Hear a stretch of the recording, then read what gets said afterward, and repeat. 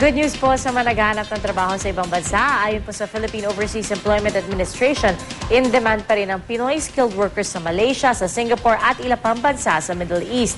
Pero babala po ng mga otoridad sa mga update natin mag-ingat sa mga mapaninlang na recruitment agency. Balita natin ni Julius Segovia. Construction worker sa Riyadh, Saudi Arabia ang 27 anyos sa si Alan Ordanes. Nagbalik bayan siya matapos mapaso ang 2 taong kontrata.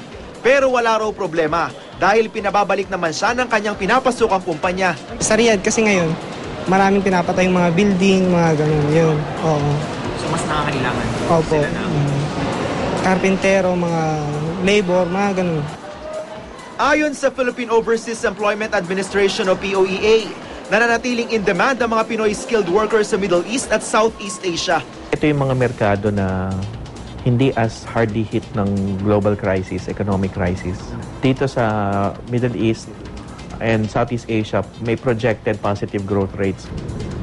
Sa gitnang silangan kung saan mataas ang government spending, tuloy-tuloy raw ang pagpapatayo ng mga gusali, pabahay at ospital. Pinalalakas naman daw ang turismo sa ilang bansa sa Southeast Asia. Service crew, waiter, kahit sa motorcycle pwede na. Basta mga parehas lang. Kasi dito, bus, upa o kuryente, wala na. Mababa po kasing sahod dito eh. Parang, syempre naghahanap kami ng mas mataas na sahod. Wala pang eksaktong bilang ang POEA kung ilang job orders ang kailangan ngayong taon.